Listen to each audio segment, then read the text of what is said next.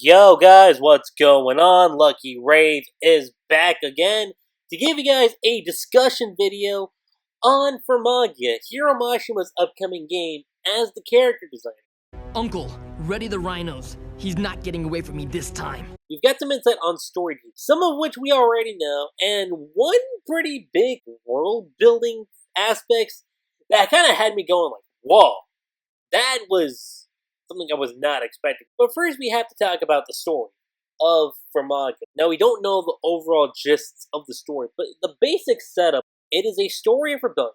Friendship and monster battling begins in the underworld Farmagia, a place apart from heaven and the human realm, overflowing with monsters of all shapes and sizes. It is home to human-like people known as denizens. In harmony with monsters, the denizens build a civilization of their own. And these monsters you can kind of equate to, say, Pokemon. They're kind of similar to like very Pokemon S tier designs, which isn't a bad thing. In fact, I actually think that's really, really cool that we get stuff like that with this game, and it's helping it feel unique in its own. So that I do find kind of intriguing. Those among the denizens capable of training and controlling monsters are called Farmagia. These monster tamers served as the pillars of denizen society. The world was peaceful under the rule of the Magus and his generals known as the Oration Saints. They're not necessarily bad, okay? Nothing like that. Unlike, say, the Oration Saints in Raveman or in Fairy Tail initially. I mean, Eden Zero was a different case with the Oration Saints because he had the Interstellar and then he had Galactic. None of which were bad, necessarily, if you look at it. You just had certain members in the organization doing some heinous stuff. That was it. Let me stand here. Yes, I can see that now, yes. But the Oration Saints here were more or less like peacekeepers. All that changed, though, when the Magus died. And Glaza, who was one of the generals, claimed to power as the new Magus. He's most likely going to be the final antagonist of Farmagia. And when he took order, okay, he said to approach the denizens of Farmagia, and he calls for the death of those who refuse his call. This story of friendship and rebellion begins when a Farmagia named Ken and his friends rise up against Glaza's domination. And one thing we already know for a fact when it comes to the Oration General is that Nars was among them, and she fled.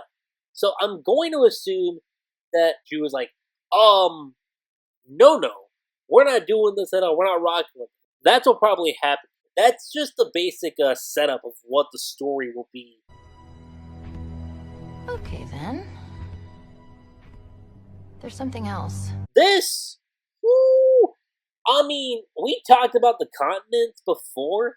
How like you have like these little individual islands that were kind of like Alola based, if you will. Once I saw this little piece of detail right here, I was like, bro. The greatness, the awesome sauce, the crest of ingenuity, the vertex of imagination, the epic of epics, the legend among legends. This comes from Looky Lou's Felicity Research, which is something I'm going to assume you're going to notice in the game. Looky Lou says this: the continents are also monsters. Felicity has a total of 5 continents. Islands, continents, same difference, right? Avrion, Adiatsa, Sonrisa, Perfectius, and Rahatla. Those are the 5 continents. And one prediction that I did have, one little theory that I did have, is that they were going to be ruled by an Oration Saints general. And that's what we find out here. Each continent is ruled by an Oration Saints general. Remember this top part right here, where Looky Lou says, the continents are also monsters. And this is what blew my mind, was this last sentence right over here. The land masses themselves are also called continental monsters. They are alive. So the lay of the land can change drastically. Just knowing that has me thinking like, I'm not hallucinating. Meta saw it too. Oh yes, you did. Don't even try that. I initially just assumed, okay, go to these islands and you're going to encounter at least a member of the Oration Saints generals. At least one member per island. That's the vibe I kind of got. But now you add this on top of it, that these aren't just normal islands. They're monsters. And they can move. Are we being punked? I hate that. Which, I'm not gonna lie, that has me curious. Is there gonna be a point in the game where we have to take on these continental monsters, I would not be surprised if that's where we go, because that is so intriguing. From a storytelling perspective and from a gameplay perspective, that's going to make this intriguing, without a shadow of a doubt. But overall, you guys, that is pretty much all I have to say when it comes to this discussion video of Farmagia. Again, character designed by Hiro Mashima and developed by Marvel. How are you guys feeling about the overall premise for Farmagia? And how do you guys feel about this world building detail about the continents, how they're alive, how they can change the overall landscape? Let me know what you guys thought in the comment section down below. And aside from that, guys, that's pretty much it.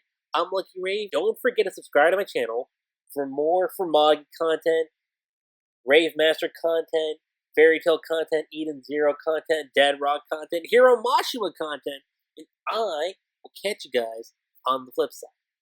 Later.